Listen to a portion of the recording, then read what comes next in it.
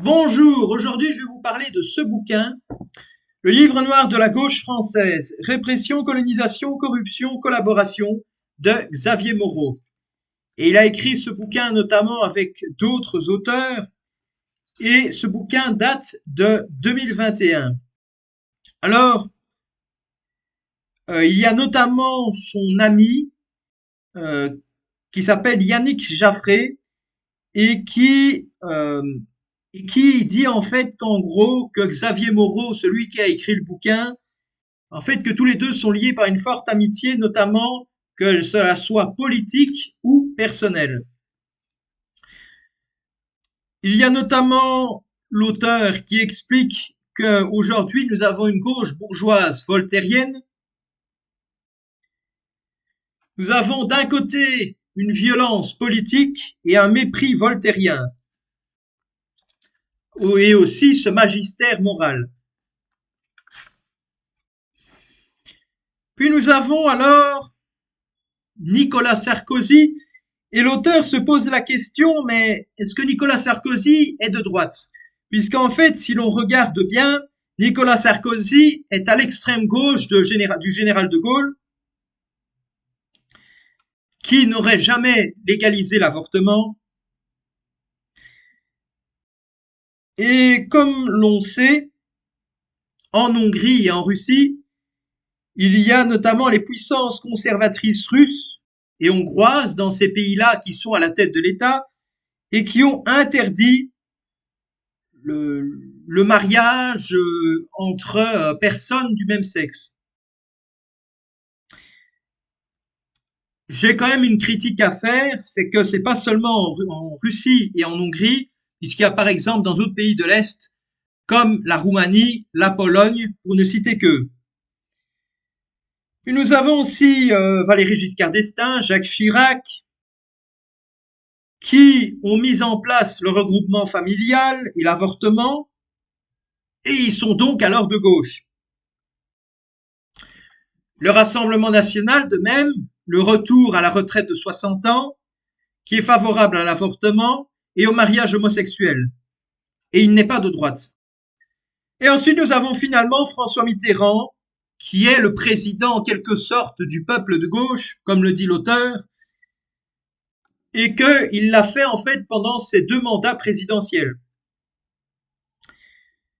En fait, cette gauche a commencé à la Révolution française avec 2 tendances idéologiques, la tyrannie à l'intérieur des frontières et l'impérialisme idéologique à l'extérieur.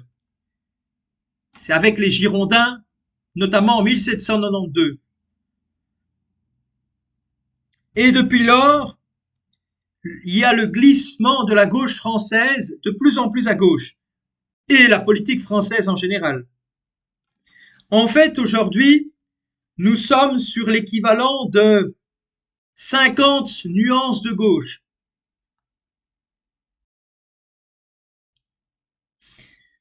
Nous avons le protestantisme qui est en fait la base, le substrat gauchiste, car en gros, déjà de un, le protestantisme valide le fait qu'il y aurait des élites qui seraient choisies pour l'éternité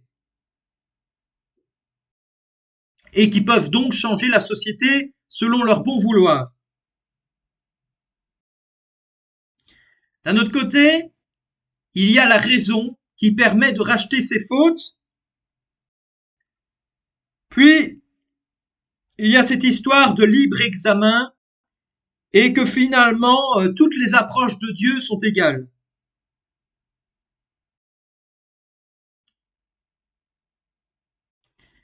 Et finalement, on se rend compte que c'est une vaste blague, ces principes, puisqu'en gros, il n'y a pas d'égalité dans l'approche de Dieu, notamment chez Calvin, puisque c'est lui qui, à Genève, va mettre en place le premier régime totalitaire au XVIe siècle. On remarque que aussi que le protestantisme s'est implanté dans le nord de l'Europe, qui a été moins influencés notamment par l'Empire romain et le christianisme encore à cette époque-là. Il y a aussi, dans cette réforme protestante, une confusion entre l'autorité temporelle et l'autorité spirituelle, ce qui peut donner des totalitarismes. Et puis, contrairement à ce que les gauchistes disent, du côté catholique, il y avait de plus en plus une séparation entre le spirituel et le temporel, et cela faisait déjà depuis le Moyen Âge. Et puis, le protestantisme a tellement été loin qu'il a certes pas, il n'a pas en fait converti la Russie, mais il l'a fortement influencé, puisque nous avons un certain Théophane Prokovitch qui a influencé la Russie en remplaçant le patriarche par l'empereur Pierre Ier, notamment jusqu'à la Révolution de février 1917 pour voir restaurer le patriarche. Ce qui est quand même assez ironique, c'est que Luther, qui est protestant à ce que je sache, il était contre la raison, qu'il considérait corrompue, alors que comme on l'a vu là tout à l'heure, la raison était un moyen pour comprendre Dieu. Donc déjà, il y a déjà un sérieux problème.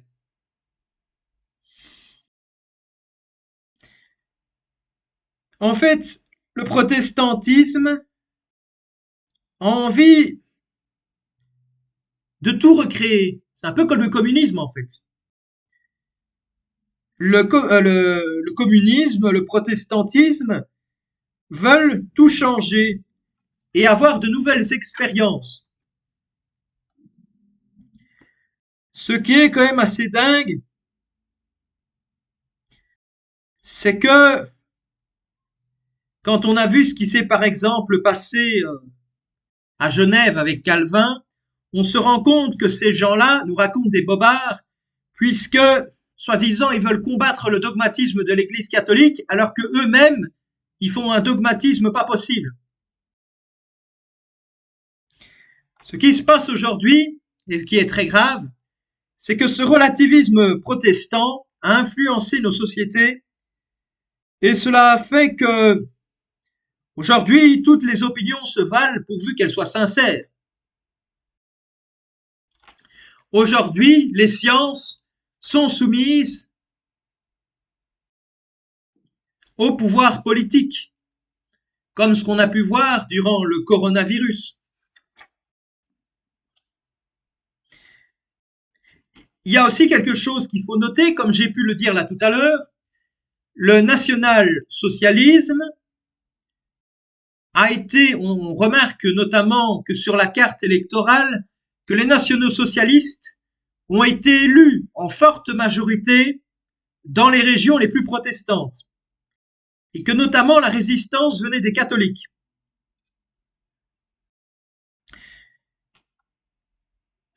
En fait, aux États-Unis notamment, cette histoire des protestants très radicaux, ça vient en fait de ces Pilgrim Fathers, ou les pères pèlerins, qui notamment rendaient grâce à cette élection divine, et ils avaient donc une ascèse permanente. Si vous ne savez pas ce que c'est dans la religion l'ascèse, ce sont des principes très durs que les gens s'infligent.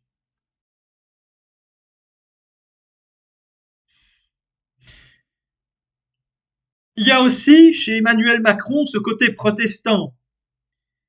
Il y a le manque de compassion et le vae victis. Vae victis en latin, ça veut dire malheur au vaincu. Notamment lorsqu'il s'est passé les révoltes des Gilets jaunes et les violences policières.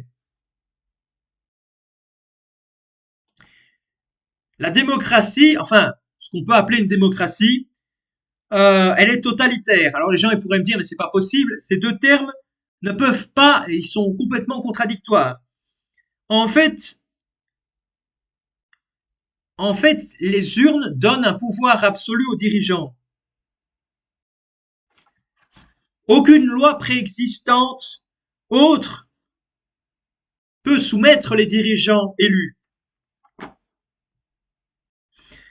Nous avons alors, dans le chapitre qui suit, comme vous le savez, il y a Voltaire qui est érigé comme l'égérie de la gauche française depuis fort longtemps, alors que aujourd'hui, il y a notamment des gauchistes qui déboulonnent des statues, et notamment celle de Colbert, parce qu'ils considéraient qu'il était raciste, alors qu'il n'avait jamais proféré une parole raciste. Le gars était ministre sous Louis XIV, ministre de l'économie, et il a notamment élaboré le code noir. Alors les gens, ils pourraient peut-être se dire en regardant ce code noir que c'était un code qui était vraiment terrible, mais en fait, quand on contextualise ce qui s'est passé à l'époque, on se rend compte que le code noir a encadré les pratiques qui malheureusement étaient souvent ignobles et terribles dans les colonies et dans les territoires d'outre-mer. En fait, ce Voltaire, qui était anticatholique, il était raciste, antisémite, belliciste, et qui considérait, enfin il avait vraiment un mépris du peuple, puisqu'il considérait que les enfants du peuple ne devaient surtout pas lire et écrire. Cela leur donnerait de mauvaises idées. Nous avons cette gauche voltairienne qui a mis une série de lois, comme par exemple Pleven, Guizot, Taubira, qui a notamment limité la liberté d'expression. Nous avions eu par exemple Emmanuel Macron qui traitait le peuple français de ceux qui ne sont rien et François Hollande de sans dents. Alors pour des gens soi-disant de gauche et pour du peuple, c'est quand même, ça me fait doucement rigoler. Et en fait, aujourd'hui, il y a un culte de Voltaire, puisque ces différents restes de ces différents organes sont, sont entreposés dans différents monuments. En fait, on pourrait se poser la question, mais pourquoi est-ce que si Voltaire était si détestable, pourquoi est-ce que bon sang il est divinisé par la gauche française? Parce qu'il s'attaque à la religion catholique. Et ça, pour la gauche, ça peut quasiment tout excuser. Et en plus, les gauchistes disent, oui, vous voyez, ces textes n'ont pas été longtemps accessibles, donc on ne le savait pas, hein. Les hypocrites gauchistes, hein. Aussi, Voltaire, et la gauche aussi en général, s'attaque toujours aux blancs de la population des bourgs, qui est forcément un raciste, alors que n'oublions pas que ce Voltaire, qui est un idole gauchiste, avait comparé, ce Voltaire avait comparé les Noirs aux singes et avait même parlé de races inférieures. Donc Voltaire, normalement, devrait être envoyé aux oubliettes, vu les propos racistes qu'il a tenus. Alors, dans le chapitre suivant, il est fait mention d'un certain Didier Lallemand, qui a notamment, durant de nouveau les Gilets jaunes, qu'on avait déjà pu parler précédemment, il a été très violent, notamment dans cette violence NKVDiste, et on se rend compte que les flics, soi-disant, ils sont de droite, et que lui était un gauchiste, en fait. Et qu'en plus, il a été dans le Grand Orient de France. Donc c'est sûr que là, c'est compliqué d'être de droite. Et puis alors, l'auteur fait mention notamment des violences qui ont eu lieu, notamment en Vendée, durant la Révolution française, surtout durant la période de la Terreur, mais certaines personnes ne mentionnent pas qu'il y a eu d'autres massacres dans la France, quasiment tout aussi mortels, et que dans toutes ces régions-là, les femmes et les enfants ne furent épargnés. Notamment, cette Révolution française a fait passer les Chouans pour des illettrés, alors que c'était seulement totalement faux, puisqu'en fait, l'ouest de la France, notamment la région de la Vendée militaire, était très bien dotée en école primaire. Puis nous avions un certain Le Chapelier, qui avait notamment fait adopter la loi Le Chapelier qui a détruit les corporations de métier, et qui considérait que l'individu à cause du corps intermédiaire, des corps intermédiaires qui étaient les corporations de métier, empêchaient le bon exercice de la démocratie, alors que c'est totalement faux. Au contraire, les corporations de métier protégeaient les ouvriers et les artisans contre la folie de l'État et la folie aussi du capitalisme sauvage. Puis alors plus tard, nous avions eu, et ça c'est la suite en fait de la fin des corporations, c'est que notamment au XXe siècle, notamment au printemps 1907, Clémenceau a réprimé la révolte des vignerons dans le Languedoc. J'en avais déjà parlé dans le livre de Sacre TV, le livre noir des républiques en France. Et durant cette époque-là, l'Église catholique a ouvert ses cathédrales aux manifestants. Bizarre quand même. La gauche fusille, la droite ouvre ses portes aux manifestants. Alors, dans le chapitre après, on se rend compte que finalement, la condition des femmes sous l'Ancien Régime, après ça dépend aussi des périodes, mais je veux dire que généralement, elle était plutôt bonne. Parce que notamment à l'époque, ils ont nommé Notre-Dame de Paris, donc ça ne peut pas être sexiste en fait. Je veux dire, vous avez déjà une cathédrale qui s'appelle Notre-Dame de Paris, ça rend déjà honneur à la femme. Puis nous avions notamment avant le 14 juillet, jour de la Révolution anti-française, le 15 août, qui était l'Assomption, enfin je veux dire la fête de la Vierge Marie. Et aussi, il ne faut pas oublier que Notre-Dame, c'est le chemin zéro de toutes les routes de France. Il y a aussi le baptême de Clovis en 498 qui a été notamment mis en place et il a été aussi conseillé par sa femme qui s'appelait Sainte Clotilde. Et on a eu aussi Sainte Geneviève qui avait sauvé Paris des Huns en 451. Les gauchistes ont tendance à oublier ou veulent oublier que dans l'Ancien Régime, les femmes votaient en tant que chefs de famille dans les structures professionnelles qui étaient les corporations de métier. Certes, depuis les 2 derniers siècles, la condition des ouvriers et des femmes a beaucoup diminué, notamment avec la Révolution anti-française. Même si le collège électoral a augmenté, ça veut dire que les hommes, une partie plus importante des hommes pouvaient voter. On passait donc du suffrage censitaire, donc le cens c'est un impôt qu'il fallait payer, et c'était notamment les riches qui pouvaient se le permettre. Et puis nous avions le suffrage universel, mais toujours pas, les femmes ne pouvaient toujours pas voter.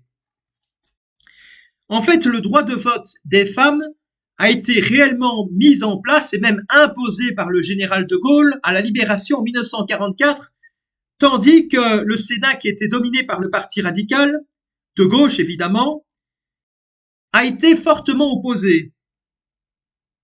Ces gauchistes disaient, c'était leur argument, qu'ils ne donnaient pas le droit de vote aux femmes parce que les femmes voteraient comme leur curé leur disait. En fait, les gauchistes considéraient que les femmes comme les ouvriers ne pouvaient pas voter parce qu'ils n'étaient pas assez matures. Moi, ça me fait penser à un certain Voltaire. Et puis nous avions déjà, même en 1919, Benoît XV, qui appelait notamment les démocraties à donner le droit de vote aux femmes. En fait, cela faisait déjà, même depuis l'entre-deux-guerres, que la droite conservatrice et nationaliste avait milité pour le droit de vote des femmes, notamment du côté de l'Action française et aussi du Parti social français, du colonel de la Rocque. Nous avions notamment à l'Action française Léon Daudet, qui était un cadre, une figure éminente de l'Action française, et qui expliquait que cette masculinisation de la femme qui avait déjà lieu à l'époque allait être un fléau pour la civilisation tout entière, la femme perdant son ascendant et son prestige. Le Parti social français, le parti nationaliste du colonel de la Rocque, avait déjà inscrit dans son programme avant la Seconde Guerre mondiale le droit de vote aux femmes. Les femmes qui comptaient, en fait, c'était le parti qui comptait le plus de femmes en France. Le Parti social français aussi essayait le plus possible d'intégrer les femmes dans l'appareil politique. La gauche, quant à elle, a essayé de libérer soi-disant les femmes en détruisant les structures de la famille traditionnelle et en mettant en place l'avortement, le mariage homosexuel et la gestation pour autrui. À l'époque, par exemple, si, durant une fête, un homme mettait enceinte une femme, son père, généralement, allait tirer les oreilles du copain, du mari, du futur mari de sa fille, pour lui dire qu'il avait mis sa fille enceinte et donc il devait l'épouser. Et donc l'homme, il n'avait pas trop le choix. Maintenant, les hommes, surtout dans les grandes villes, les hommes, ils sont plus punis comme à l'époque. Aujourd'hui, la gauche française, c'est la culture mortifère, c'est la culture de mort, tandis que la droite et les conservateurs, les nationalistes, sont pour les droits civiques. Puis alors, nous sommes dans le chapitre suivant. Alors là on le sait très bien, la gauche française, et ça les gauchistes ne veulent pas l'entendre, a majoritairement collaboré. Les gauchistes de la Troisième République, tandis que les nationalistes ont massivement résisté. Il ne faut pas oublier aussi que dans le Parti communiste français, les seuls qui sont restés fidèles au Parti communiste étaient en fait les gens qui étaient des cadres, parce que tout le reste avait collaboré avec les nazis en fait durant le pacte Molotov-Ribbentrop de 1939 à 1941. Il faut aussi savoir que la droite conservatrice n'a jamais participé à un seul gouvernement de la Troisième République, même durant l'Union sacrée. C'est cette victoire de l'Allemagne nazie qui a détruit l'élan du Parti social français du colonel de la Rocque, qui sinon l'aurait emporté durant les élections de 1940. Les partis, notamment nationalistes, comme le Parti social français, étaient germanophobes. Le colonel de la Rocque, en 1942, a monté le réseau Clan, le réseau de résistance, mais malheureusement, il s'est fait capturer en mars 1943, plus précisément le 9 mars, et il a été notamment dans la forteresse Zitter, qui dépendait en fait de Dachau. Et en mai 1945, le colonel de la Rocque est rentré en France, mais son état de santé était vraiment déplorable et catastrophique. Et donc, le pire dans tout cela, c'est qu'au lieu qu'il ait reçu une médaille d'honneur à son entrée, il s'est fait emprisonner par Alain Tixier et son successeur de cet Alain Tixier était un certain André Le Troquet qui a été condamné pour pédocriminalité. Les gauchistes emprisonnaient de la Rocque parce que les gauchistes voulaient continuer à maintenir leur emprise sur la France, alors que de la Rocque est un héros.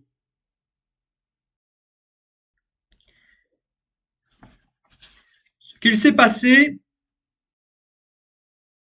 c'est que la gauche française a collaboré massivement parce qu'elle ne croyait déjà plus à cette époque-là à l'État-nation. Elle voulait déjà la construction d'un État supranational. Ce qu'il s'est passé, c'est que Laval, qui fut ministre sous le régime de Pétain, a été, à la fin de la guerre, condamné par De Gaulle à la peine capitale, mais Laval a essayé de demander à Blum de pouvoir le sortir d'affaire.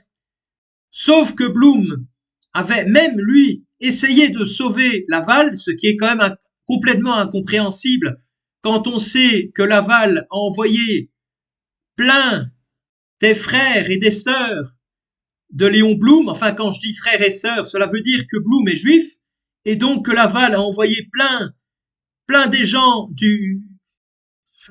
plein de juifs dans les camps de concentration, et Léon Blum a soutenu Laval. C'est ça que je ne comprends pas, en fait. Blum aurait dû condamner Laval.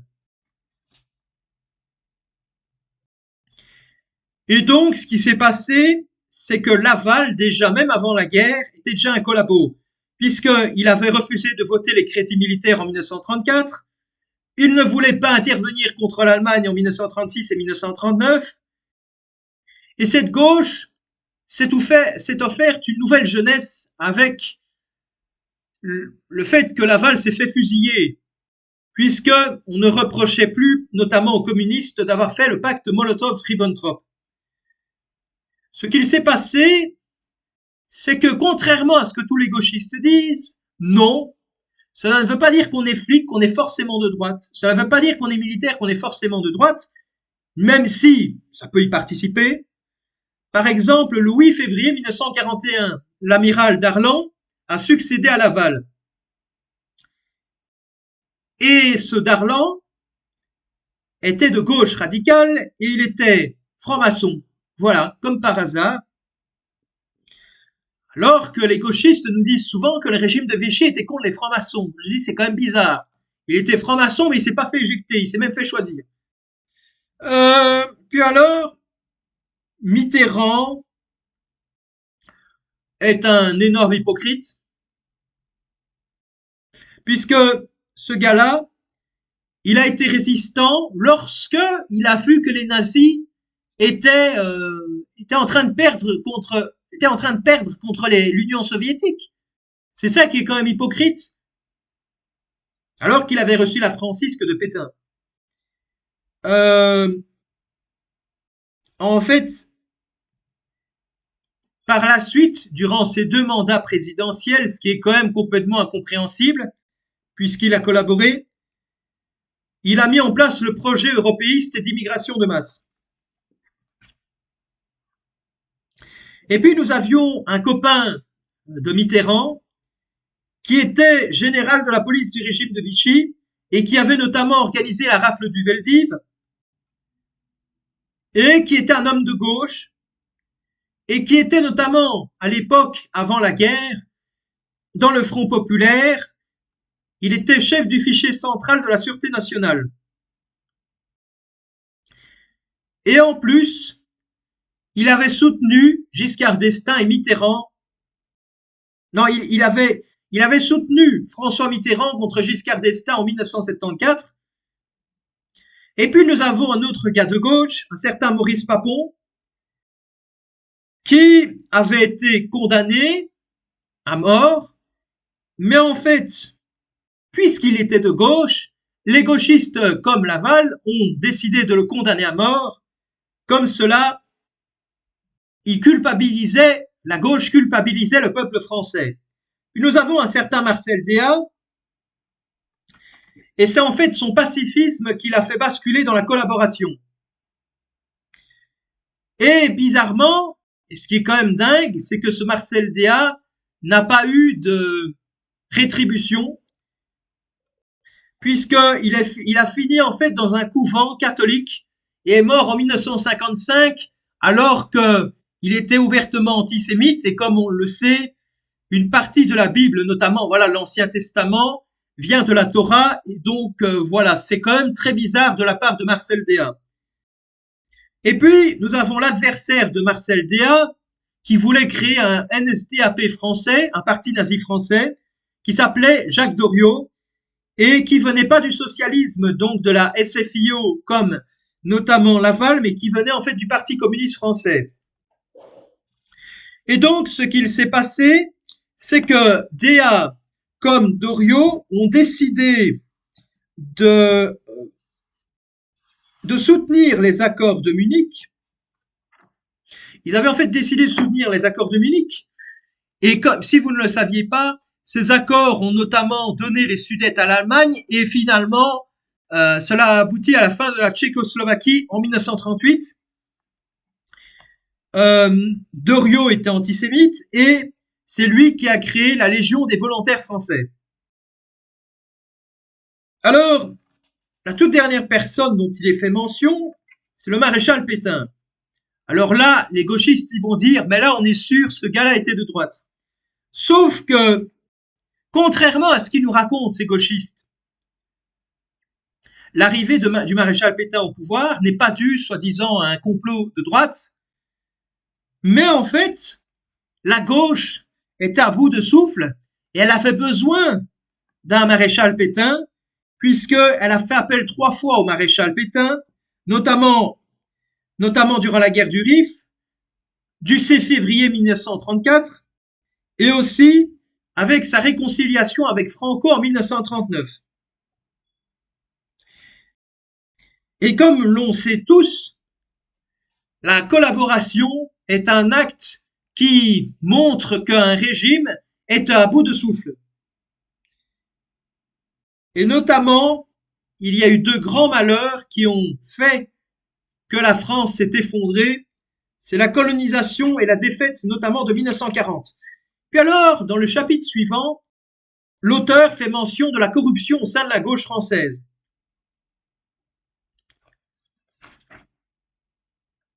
Ah non, non, je me suis trompé. C'est pas encore ce chapitre-ci. Ici, on est dans l'éducation.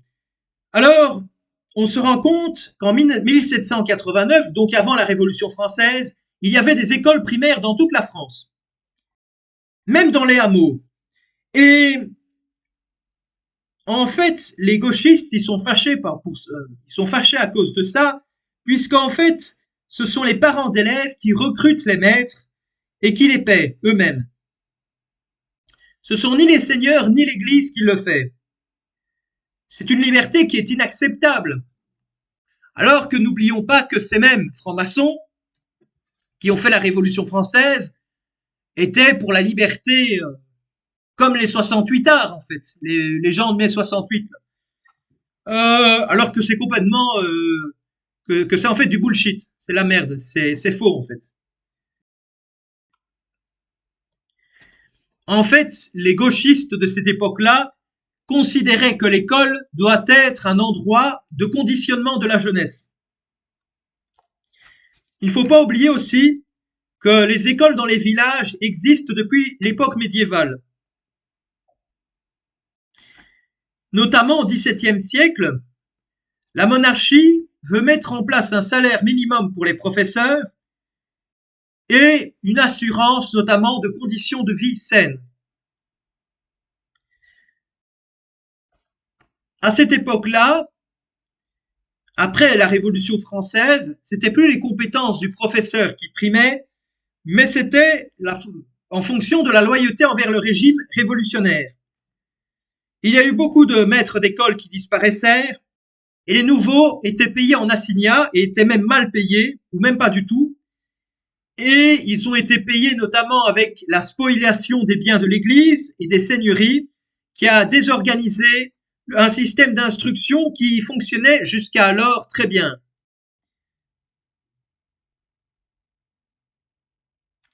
La gauche, comme toujours, est dans la menace, et elle menaçait alors les parents d'élèves de perdre leurs droits s'ils n'obtempéraient pas. Et à cette époque-là, ils voulaient déjà envoyer les enfants à l'école à partir de 6 ans, alors que les cycles agricoles existaient, à ce que je sache, et que la population était majoritairement agraire, qu'elle travaillait dans les champs. Le 28 juillet 2019, Emmanuel Macron a fait pire, puisqu'il a rendu la scolarisation des enfants obligatoire à partir de 3 ans. Et puis, un certain Robespierre, que vous connaissez, avait dit, dans le plus grand des calmes, que, je cite, enfin, en gros, Robespierre disait qu'il fallait enlever les enfants à leurs parents le plus tôt possible. Donc c'est un malade mental, Robespierre. Robespierre est un fou furieux. Ensuite, nous avions dans les années notamment 60, 50 et 60, un certain Bourdieu qui avait voulu en fait étendre la lutte des classes marxistes à la détention des moyens de production et notamment avec le capital culturel. Et puis nous avons un certain Philippe Mérieux qui a voulu mettre en place le pédagogisme et selon lui, le professeur n'était plus cette figure qui était respectable, mais qui pouvait être tutoyée. Et puis alors, dans le chapitre suivant, on se rend compte que, notamment l'un des, je pourrais dire, des pires généraux français de la Première Guerre mondiale était Joffre, qui, notamment en 1875, avait été initié franc-maçon au sein de la loge d'Alsace-Lorraine, et notamment, voilà, qui était dépendant du Grand Orient de France, de nouveau un franc-maçon, ça n'arrête pas. Et puis alors en 1916, il y a eu une action anticatholique qui s'appelait l'amendement de Sixte Quentin. Et en fait, qu'est-ce que cet amendement?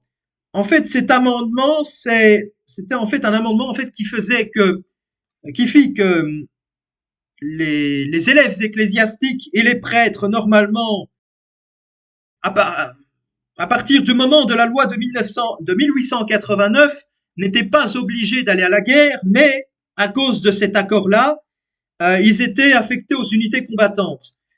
Et donc, ce qu'il s'est passé, c'est que beaucoup plus tard, il y a eu notamment un certain François Mitterrand, que j'ai déjà pu mentionner plusieurs fois, qui, soi-disant, expliquait que le nationalisme, c'est la guerre, alors que lui, il a fait la guerre d'Algérie, du Golfe, de Yougoslavie, et alors c'est un homme de gauche belliqueux.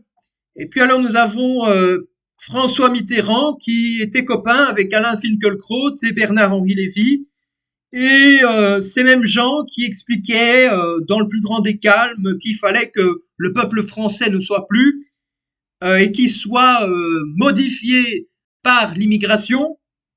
Et puis, en 1981, Alain Finkielkraut et Bernard-Henri Lévy avaient soutenu, comme Mitterrand, qu'est-ce que je raconte c'est pas en 1981, c'est dans les années 90, notamment durant la guerre de Yougoslavie, que Alain Finkielkraut et Bernard-Henri Lévy et François Mitterrand avaient soutenu les Croates néo-stachistes et les bosno-islamistes. Alors que les bosno-islamistes et que les Croates néo-stachistes, c'est quand même bizarre que Alain Finkielkraut et Bernard-Henri Lévy soutiennent des néo-nazis et des bosno-islamistes, alors qu'ils sont juifs. C'est complètement aberrant. C'est pas du tout logique. Puis nous avons François Mitterrand qui s'opposa à la sortie de l'OTAN, alors que le général de Gaulle n'aurait, quant à lui, jamais fait la guerre ni à l'Irak ni à la Serbie. Notamment le 7 novembre 2007, alors que la France n'était plus dans l'OTAN, elle avait rejoint comme ça le commandement intégré de l'Alliance Atlantique, avec notamment Sarkozy. Alors que les Français n'avaient jamais été consultés, comme toujours. Et puis alors, il y avait cette histoire avec la reconnaissance de l'État terroriste du Kosovo, la destruction de la Libye et l'assassinat du président Muammar Kadhafi en 2011, sous la présidence de Nicolas Sarkozy. Et puis alors, il y a eu notamment François Hollande, de nouveau quelqu'un de gauche, et en fait tous les présidents que je viens de mentionner étaient de gauche, même si soi-disant sur l'échiquier politique, il y en a un qui est de droite et l'autre de gauche, finalement c'est bonnet blanc et blanc bonnet, c'est la même chose, ils sont finalement tous dans les mêmes loges. Et alors François Hollande avait fait des guerres impérialistes en Syrie, et puis alors en Ukraine, beaucoup plus récemment de cela, notamment en 2014, c'est ce même régime de François Hollande qui avait soutenu le coup d'État du Maïdan, qui avait été ouvertement soutenu par des groupes ukro-nazis. Et là, j'émettrais quand même une critique parce que moi, je suis pas très d'accord avec ça, parce que même si la CIA peut interférer un peu avec certains pays. Il ne faut pas oublier que la Russie en fait de même, et ça, ils doivent quand même l'admettre, hein, l'auteur doit quand même l'admettre. Euh, mais aussi, si la population, parce qu'on sait que dans ces pays-là, comme l'Ukraine par exemple, il y a beaucoup de corruption, mais en Russie aussi, les gens, des fois, ils ont envie d'avoir des libertés. C'est pas seulement dans les pays comme en France que les gens font des mouvements comme les Gilets jaunes. Il y a aussi un mouvement populaire. Hein. Il faut pas voir des complots partout. Et donc, alors, nous avions, dans le chapitre suivant, le chapitre de la colonisation, qui est le chapitre le plus, enfin, le thème le plus abordé dans ce bouquin, puisqu'en fait, notamment dans le Nouveau Monde, dans la Nouvelle-France, les Français avaient dépassé, enfin, étaient dépassés par les Anglais parce que démographiquement, les Français n'étaient pas très nombreux. Et puis alors, les Français, notamment avec l'Afrique, ils n'avaient pas beaucoup de contacts. Il y avait juste des raids. Enfin, ils voulaient mettre fin aux raids esclavagistes, notamment des pirates barbaresques, contre les navires français, notamment avec Louis XIV euh, qui avait considéré que voilà, pour mettre fin au commerce esclavagiste, il fallait alors déclarer la guerre à la régence d'Alger. Et donc, la régence d'Alger avait compris, après que Alger s'est fait brûler 3 fois par Louis XIV, qu'il fallait peut-être arrêter avec ces commerces esclavagistes. En fait, ça s'est calmé pendant un certain temps. En tout cas, ce qui s'est passé, c'est que par la suite, il y a eu notamment un certain Bugeaud qui considérait que cela coûtait énormément d'argent et que ce serait un poids dont la France serait débarrassée. En fait, à cette époque-là, la plupart des gens en France étaient hostiles à la colonisation, mais aussi les économistes libéraux. Nous avons un certain Frédéric Bastiat et Jean-Baptiste C, qui considéraient notamment aussi que les colonies ne profitaient qu'aux soldats, aux négociants et aux fonctionnaires. Puis alors, le commerce colonial, notamment des colonies, était un commerce qui ne rapportait pas grand-chose à la France parce qu'il représentait notamment moins de 8% des importations et moins de 10% des exportations entre 1896 et 1900. Et puis alors, notamment avec tous ces gauchistes-là, ils nous parlent souvent, vous voyez, les colonisés ont participé beaucoup à l'effort de guerre durant la Première Guerre mondiale. Alors que c'est totalement faux, parce qu'on a par exemple le 22 août 1914, qui fut peut-être l'une, si pas la journée la plus sanglante de l'histoire de la Première Guerre mondiale, qui a fait 27 000 morts. Et dans ces 27 000 morts, c'était des soldats français. Alors que les Algériens qui étaient là, ils étaient que 23 000. 23 000 morts durant toute la guerre. La France a gagné en 1918 avec sa supériorité technologique et l'apparition du couple char et avion. En 1939 notamment, il y a eu, avec une propagande massive, 120 000 Français qui se sont installés en Afrique du Nord. Et déjà, les Français métropolitains se plaignaient en fait de l'invasion des Sidis, qui sont en fait les extra-européens. En fait, il y avait déjà le Parti communiste français, dont Jacques Doriot faisait partie, futur nazi. Et ce Jacques Doriot expliquait que, soi-disant, que le français vivait de l'exploitation de ses frères arabes, alors que c'est totalement faux, que en fait ses frères arabes vivaient de l'exploitation fiscale du paysan et de l'ouvrier français, notamment jusqu'au moment où le général de Gaulle a permis la décolonisation. Et en fait, l'après-Seconde Guerre mondiale a marqué la fin de l'empire colonial français, notamment entre 1950 et 1962. Et cette chute fut très rapide, puisque tout simplement, cet empire colonial était artificiel.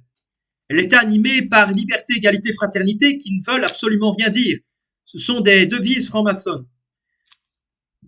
Et puis alors, dans le chapitre suivant, nous nous rendons compte que il y a eu deux scandales qui ont failli faire vaciller la République, notamment, et encore aujourd'hui, hein, il y en a des tas de scandales.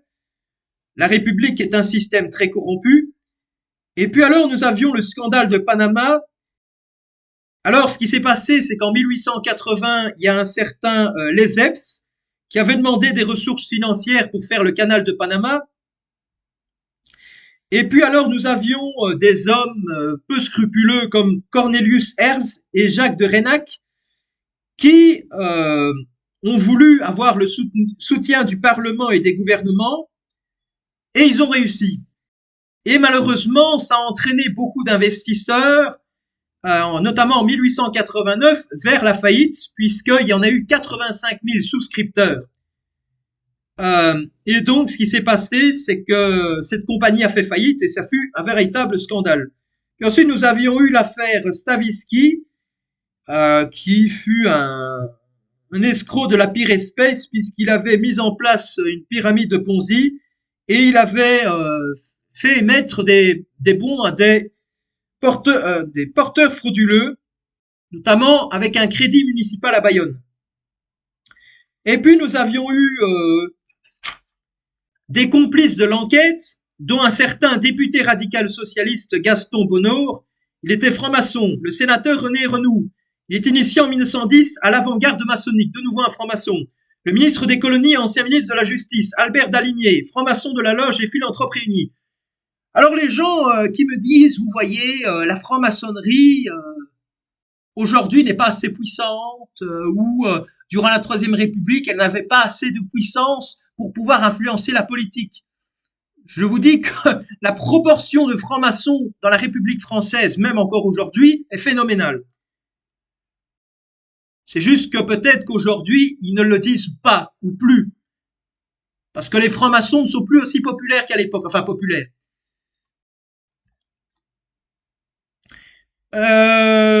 Puis ensuite, nous avions eu un certain Albert Prince et Alexandre Stavisky, qui est, en fait, c'est lui qui a créé le scandale, et qui se sont retrouvés suicidés.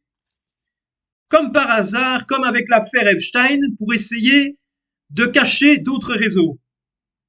Et puis nous avons beaucoup plus tard l'affaire de Christine Lagarde, notamment, qui était au ministère de l'économie et qui a coûté à la France 403 millions d'euros, notamment de nouveau dans une histoire de Crédit Lyonnais, et puis en faveur de Bernard Tapie, notamment en 2008.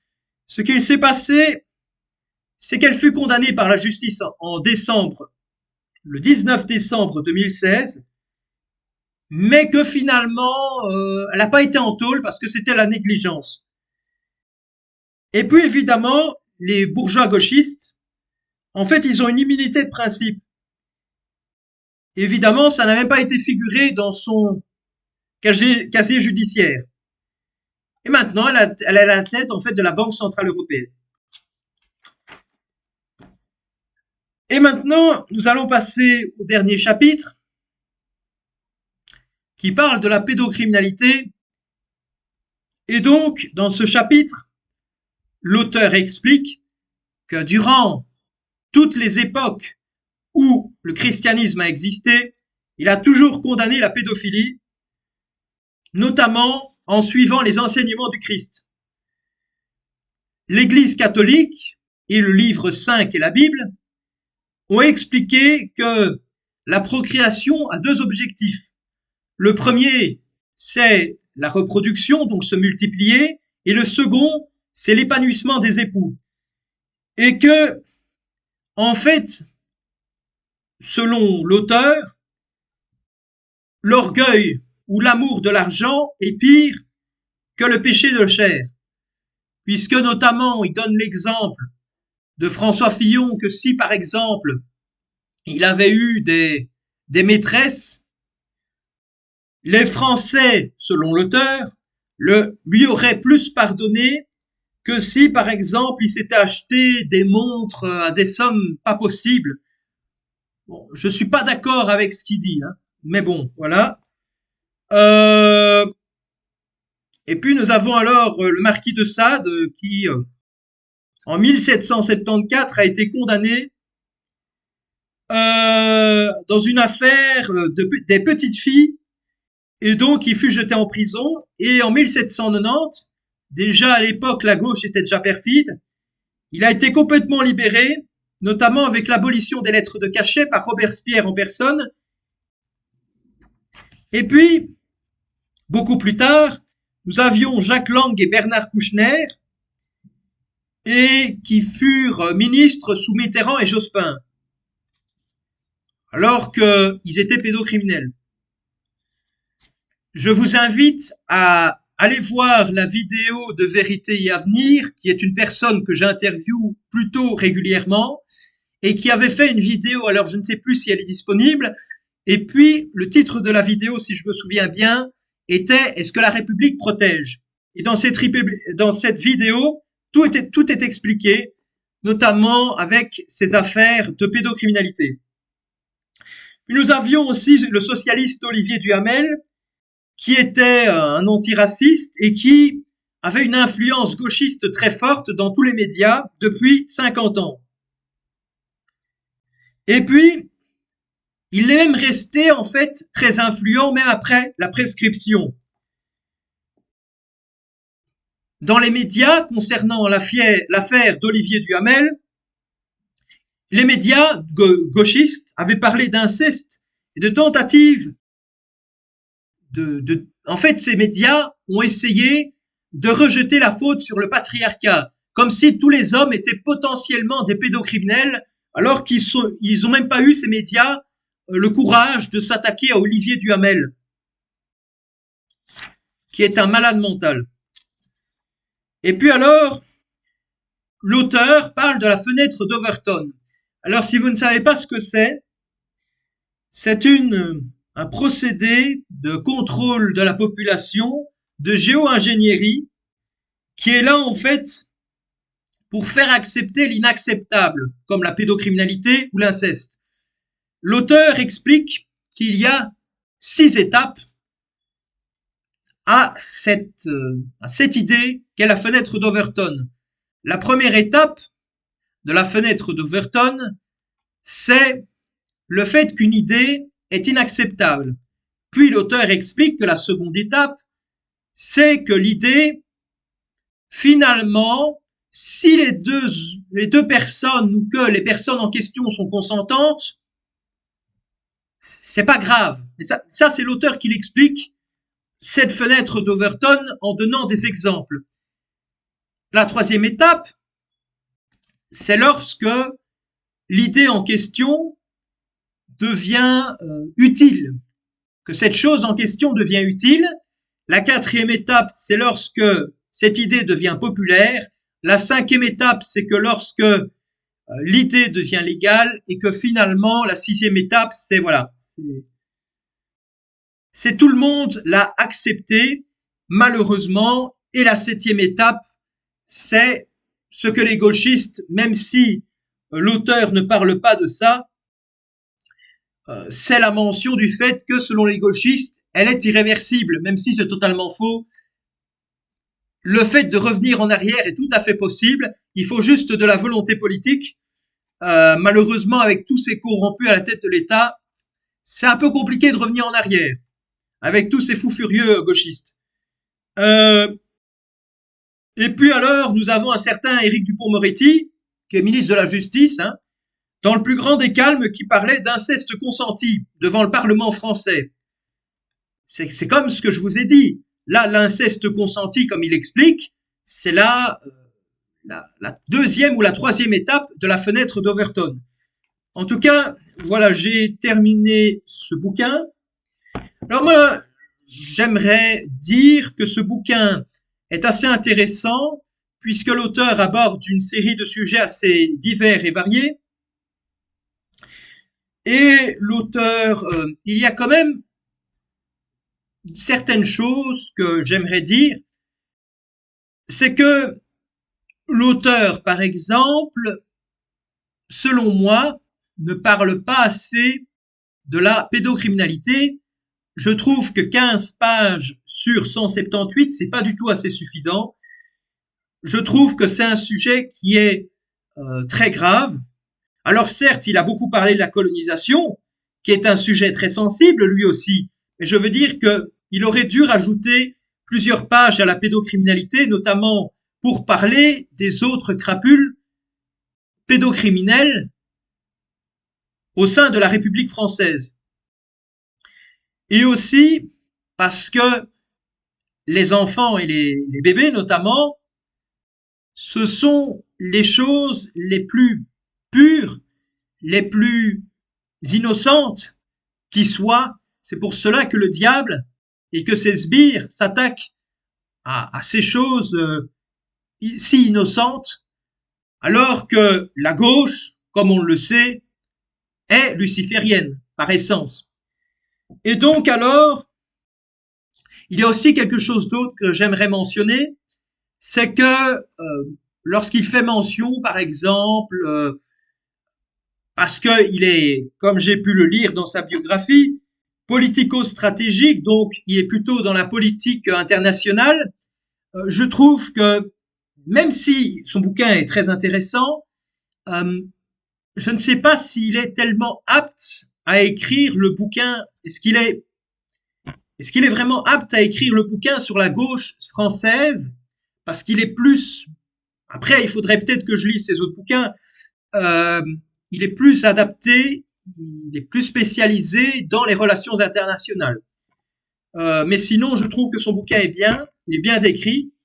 Et la seule chose aussi que je pourrais aussi lui reprocher, c'est le fait que euh, il a un point de vue un peu trop russe et qu'il devrait avoir un point de vue plutôt nuancé et pas constamment condamner l'OTAN et plutôt essayer de se dire voilà, la Russie a fait ça, les États-Unis ont fait ça, ça aurait été beaucoup plus logique. Et donc voilà, sinon ce bouquin est très intéressant. J'ai pu apprendre pas mal de choses, même si à chaque fois que je lis un bouquin, puisque souvent ce sont les mêmes sujets qui reviennent, il y a certaines choses que je n'apprends plus puisque je les avais déjà appris dans d'autres bouquins, dans d'autres ouvrages. En tout cas, à très bientôt pour une prochaine vidéo.